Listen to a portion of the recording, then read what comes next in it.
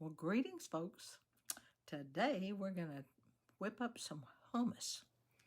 So I had just gotten through making some mayonnaise where you use the garbanzo beans, or you can call them chickpeas juice.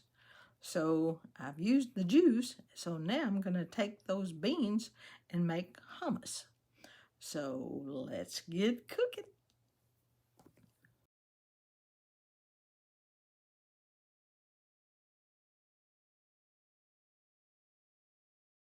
Okay, this is the third project for the evening, so this will be, the last one.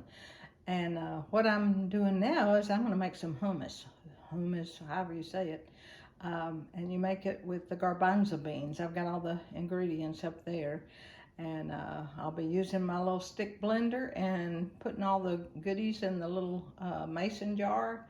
And then I'll come back and you can watch me zoom and see how it turns out.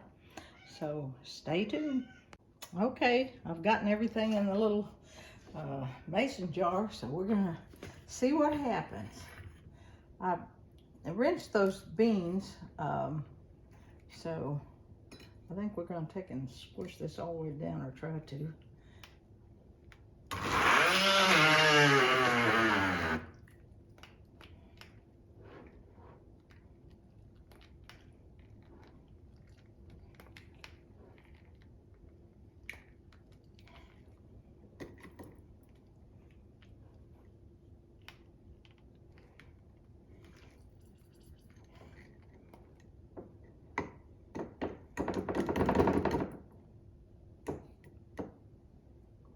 I think this thing has clogged up my beans. I mean,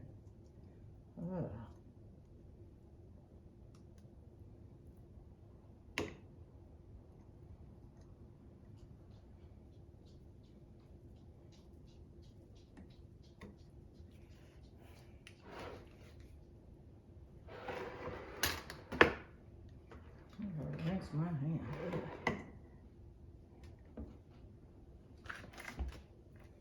Okay, this is not working. Okay, folks, I goofed. I forgot to turn the camera back on, but I got this done, and I'll tell you what.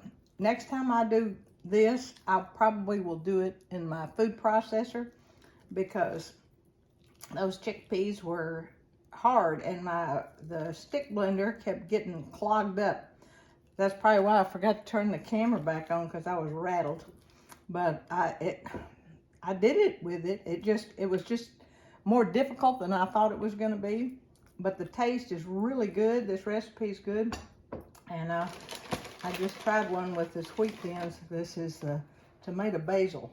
And it's really pretty good. And you can see it's nice and thick. So that's pretty good. So give it a try. Give the recipe a try. You might have better luck with the stick blender on this thing than I did, but I love my stick blender, but I think this recipe calls for a food processor. So anyway, but it tastes good. Well, have a good day.